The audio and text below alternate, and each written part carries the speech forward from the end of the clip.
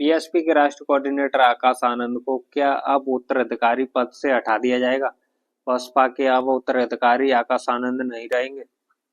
इन्हीं चर्चाओं का हवाले देते हुए सुर्खियों में चल रही वीडियो को अलग अलग रूपरेखा दी जा रही है और अलग अलग समीकरण बनाए जा रहे हैं बसपा को गिराने के लिए, या फिर बसपा को एक तरफा जिस तरीके से नए समीकरण बनने चाहिए उस तरीके से बहुजन समाज पार्टी को मीडिया के द्वारा और जो सोशल मीडिया के द्वारा अलग अलग नीति के अनुसार अलग अलग वीडियो अनुसार दिखाई जा रही हैं।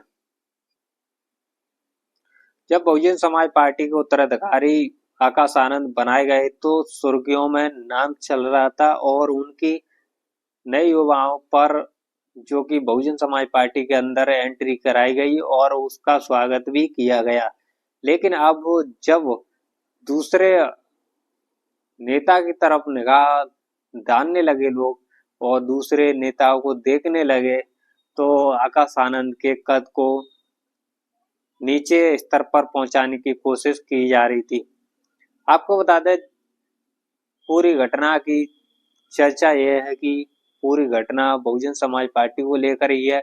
बहुजन समाज पार्टी के जिस तरीके से ग्राफ गिर रहा था उसी तरीके से बहुजन समाज पार्टी के राष्ट्रीय कोऑर्डिनेटर आकाश आनंद को जिम्मेदारी दी गई थी और उनको यूपी में पहली बार उतारा गया था। उसके बाद में जो उनकी चर्चाएं चल रही थी जोरों शोरों से और उनकी चर्चाओं में समीकरण निकल कर आया कि बहुजन समाज पार्टी के राष्ट्रीय कोऑर्डिनेटर को बसपा का उत्तराधिकारी घोषित किया था बहुजन समाज पार्टी के बसपा सुप्रीमो मायावती जी की तरफ से, और उसी दौर में उनकी अटकलें फिर से तेज हो गई क्योंकि बहुजन समाज पार्टी के राष्ट्रीय कोऑर्डिनेटर आकाश आनंद को जब उनके भाई के पास में ही देखा गया और जो 15 जनवरी को उनके पास में देखकर एक तरफ ईशान आनंद को और दूसरी तरफ आकाश आनंद को बहुजन समाज पार्टी की बसपा सुप्रीमो मायावती बीच में थी और इसी बीच में अटकलें लगाई जा रही, नए समीकरण बनाए जा रहे थे कि ईशान आनंद को नई जिम्मेदारी दी जा सकती है और बहुजन समाज पार्टी के उत्तराधिकारी आकाश आनंद को हटाकर ईशान को बनाया जा सकता है।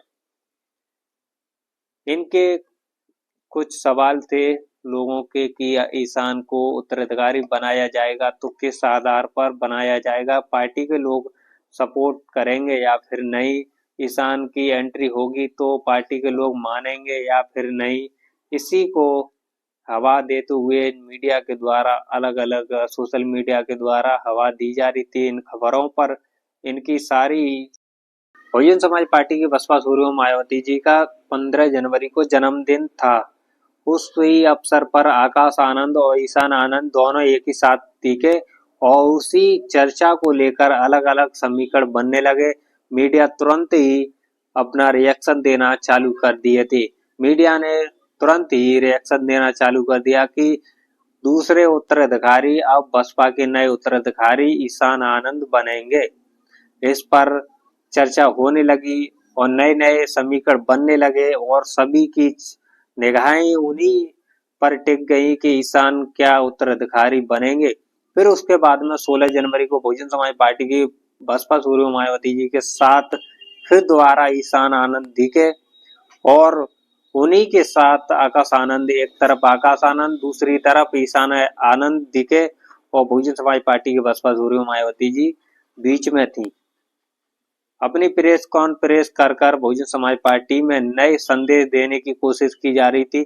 इसी को लेकर बहुजन समाज पार्टी में नए नए नेताओं के उभरते हुए चेहरों को दिखाया जा रहा था और जिस तरीके से आकाश आनंद को नई नई जिम्मेदारी दी गई थी उसी आधार पर ईशान आनंद की भी एंट्री हुई। ऐसे ही अटकलें लगाई जा रही थी जैसे कि बहुजन समाज पार्टी की बसपा सुप्रीमो मायावती ने जिम्मेदारी दी थी हरियाणा को लेकर और जिस तरीके से आकाश आनंद ने वहां प्रचार किया था उनकी छवि पर जो वोट बैंक की बात की जा रही थी नए युवाओं को लुभाने की, लेकिन उनके तरफ से कोई भी ऐसा काम नहीं हो पाया जो कि वोट को ग्रोथ दी जाए।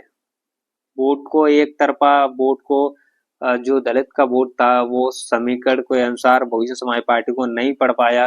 इसी के आधार पर बहुजन समाज पार्टी में नई नई अटकलें लगाई जा रही थी कि बहुजन समाज पार्टी ईशान आनंद को अपना उत्तराधिकारी बना सकती है, क्योंकि नए चेहरा के आधार पर उनकी नई पकड़ होगी जनता के बीच में और नए समीकरण बन सकते हैं।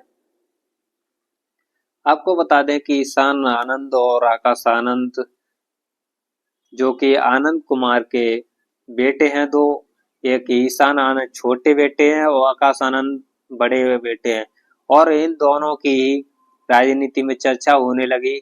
इस कारण कि बहुजन समाज पार्टी की बसपा सुप्रीमो मायावती ने जिस तरीके से पहले अपना बयानबाजी दी थी, जिस तरीके से बयान दिया था कि बहुजन समाज पार्टी एक नए चेहरे को अपने दाव पर रखेगी उत्तराधिकारी के, ना कि घर से कोई भी चेहरा बनाया जाएगा, ना परिवार से, घर से, किसी के, बहुजन समाज पार्टी के ना तो घर से ना परिवार से कोई भी उत्तराधिकारी नहीं बनाया जाएगा। फिर भी बहुजन समाज पार्टी की बसपा सुप्रीमो मायावती के द्वारा फिर आकाश आनंद को उत्तराधिकारी बनाया गया और उनकी फिर चर्चा होने लगी जमीन पर। ऐसे में बहुजन समाज पार्टी में फिर से अब जब ईशान आनंद की एंट्री होती है तो उस तरीके से देखने में मीडिया ने अलग अंदाज दिखा दिया। तुरंत ही ईशान आनंद को उत्तराधिकारी घोषित करने की अलग अलग प्रकार की वीडियो बना कर यूट्यूब पर सोशल मीडिया के लोगों ने भी अपने अपने राय रखी।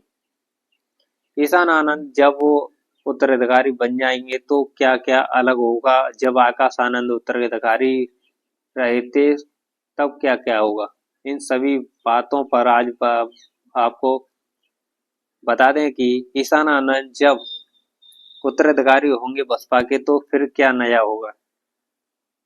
बहुजन समाज पार्टी ने जिस तरीके से आकाश आनंद को प्रोटेस्ट किया, जिस तरीके से यूपी के अंदर नए जनाधार को बनाने के लिए चंद्रशेखर की चुनौती को धार देने के लिए आकाश आनंद को जमीन पर उतारा और उन्होंने अपनी ऐसी नई नई स्पीच दी जो कि बहुजन समाज को अच्छी लगी। लेकिन 2024 का लोकसभा चुनाव आकाश आनंद के लिए बहुत खराब प्रदर्शन रहा, क्योंकि आकाश आनंद ने जिस तरीके से बहुजन समाज पार्टी को आगे बढ़ाने के लिए 2024 में यूपी के अंदर अपनी स्पीच और रैलियां दी, रैली के अनुसार एक स्पीच में तो उन्होंने बहुत ज्यादा आक्रामक होकर भाषण दे दिया, जो कि आकाश आनंद पर वो भाषण भारी पड़ा और बहुजन समाज पार्टी पर भी बहुत ज्यादा भारी पड़ा। बहुजन समाज पार्टी की बसपा सुप्रीमो मायावती जी ने उनको अपने पद से ही हटा दिया और उत्तराधिकारी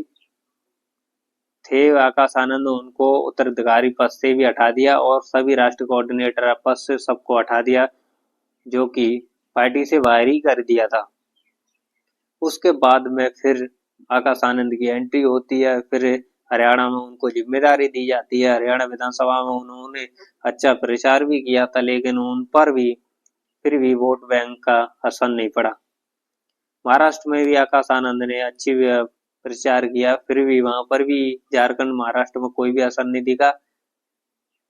और यूपी में 9 सीटों पर उपचुनाव हुए थे, उसमें भी आकाश आनंद की एंट्री होती तो फिर वहां का भी रिजल्ट अलग दिख जाता। दिल्ली के विधानसभा चुनाव में अब वो आकाश आनंद की एंट्री है और उसमें कितना प्रदर्शन आकाश आनंद अच्छा कर पाएंगे वो तो वक्त ही बताएगा। लेकिन आपको बता दें कि दिल्ली के विधानसभा चुनाव में आकाश आनंद की भूमिका अच्छी रहेगी और जो कि अरविंद केजरीवाल को घेरने की कोशिश करते हैं आकाश आनंद, तो फिर वहां पर अलग तरीके के समीकरण दिखेंगे। बहुजन समाज पार्टी अलग से दिख रही है। अब बहुजन समाज पार्टी में नई नई एक्टिविटी बन रही है। बहुजन समाज पार्टी नई नई चेहराओं को अपने ओर लाने की कोशिश की जा रही है। जो पुराने नेता थे बहुजन समाज पार्टी को, उसको वापसी की जा रही है। बहुजन समाज पार्टी के कुछ नए नए समीकरण भी बन रहे हैं। बहुजन समाज पार्टी इस तरीके से चलती रही तो बहुजन समाज पार्टी का फिर से दौर आएगा। बहुजन समाज पार्टी की बसपा सुप्रीमो मायावती जी ने फिर से चुनौती दे दी कि बहुजन समाज पार्टी फिर से उभरेगी। जब दोनों ईशान आनंद और आकाश आनंद एक साथ काम करेंगे तो आपको बता दें कि बहुजन समाज पार्टी में चंद्रशेखर से लेकर अलग नए नए नेताओं को टक्कर देने में दोनों भाई सक्षम दिखेंगे और दोनों भाई एक तरफा सोशल मीडिया और सभी पर छाए रहेंगे। इसी प्रकार इन दोनों को जमीनी स्तर पर उतारना चाहिए। जबकि पार्टी में ईशान आनंद की एंट्री होती है तो कोई बात ही नहीं, जब एंट्री होगी तो उनको जो जमीनी स्तर पर ले जाना चाहिए और वोट बैंक को साधने के लिए उनको रैली और जनसभा में उतारना चाहिए। गांव-गांव चलो अभियान का बसपा को ये अभियान स्टार्ट करना चाहिए। बहुजन समाज पार्टी की कुछ अटकलें भी लगाई जा रही थी कि बहुजन समाज पार्टी में ईशान आनंद का कौन सा कद रहेगा, कौन सी स्टेज रहेगी, कौन से उनको समीकरण के अनुसार कौन सी ही पार्टी में कौन सा दर्जा मिलेगा। ईशान आनंद को जब उत्तराधिकारी बनाया जाता है तो उत्तराधिकारी के अनुसार ही ईशान आनंद को अलग भूमिका निभानी होगी, जो कि आकाश आनंद ने निभाई। उससे हटकर ईशान आनंद को स्पीच देनी होगी। आपको वीडियो कैसी लगी, अच्छी लगी हो तो लाइक शेयर कमेंट जरूर करें और आपकी अपनी राय जरूर रखें।